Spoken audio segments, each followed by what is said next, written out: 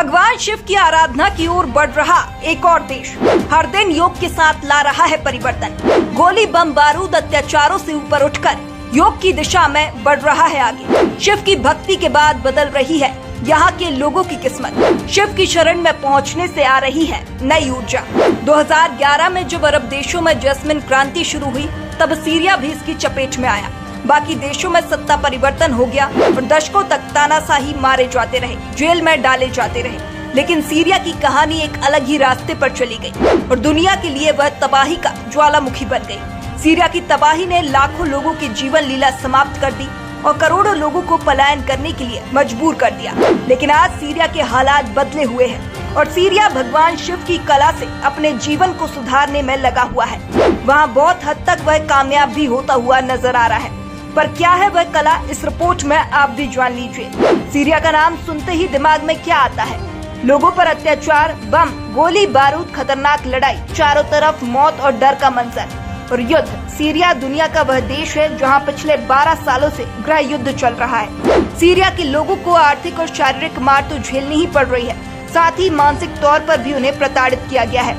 सीरियाई लोगों की मानसिक पीड़ा को शायद शब्दों में बयां नहीं किया जा सकता है। इस मानसिक पीड़ा से निपटने के लिए सीरिया ने सहारा भी भगवान शिव का लिया है। भगवान शिव की कला, जिससे सीरिया अब युद्ध से योग की तरफ बढ़ता हुआ नजर आ रहा है। ब्रिटिश मैगजीन इकोनॉमिक्स ने एक रिपोर्ट तैयार की है और बता दें, इस रिपोर्ट के अनुसार पूरे सीरिया में जंगलों, खेलों के मैदानों और स्टेडियम में बच्चे और बड़े लोग नियमित तौर पर योग को अपने जीवन में उतारते हुए नजर आ रहे हैं। उनके हाथ अब हथियारों को उठाने के लिए नहीं उठ रहे हैं, अब उनके हाथ प्रार्थना और योग के लिए उठते हुए नजर आ रहे हैं। उनकी हथेलियां प्रार्थना के लिए जुड़ती हुई नजर आ रही हैं। सीरिया के लोग अब सूर्य नमस्कार को जोरों शोरों से जॉब करते हैं। साधु के कपड़ों में ट्रेनर योग सिखा रहे हैं और योग प्रचार कर रहे हैं, जिसके बारे में कहा जाता है कि भगवान शिव ने इसकी शुरुआत की थी। एक ट्रेनर का कहना है कि ऐसा करके वह यहाँ के लोगों को आर्थिक और वास्तविक युद्धों के तनावों से मुक्त कर रहा है। हिमालय की गोद से सीरिया पहुंचा योग।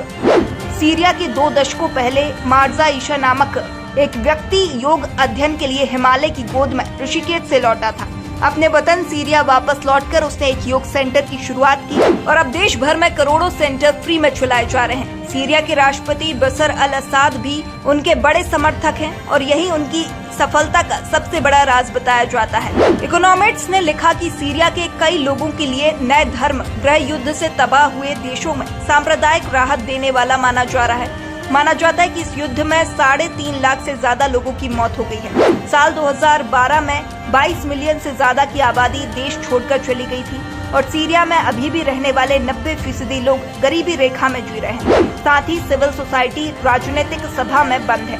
वहीं अलग अलग योग सेंटर का कहना है कि साल 2011 में युद्ध शुरू होने के बाद देश में योग सेंटरों की संख्या 4 गुना अधिक बढ़ गई है। वहीं जहां खेल मंत्रालय की ओर से भी उन्हें फुटबॉल और मैदान तक दिए जा रहे हैं। राष्ट्रपति बशर अल असद की रणनीति, सीरिया में 50 साल से ज्यादा असद परिवार ने शासन किया है।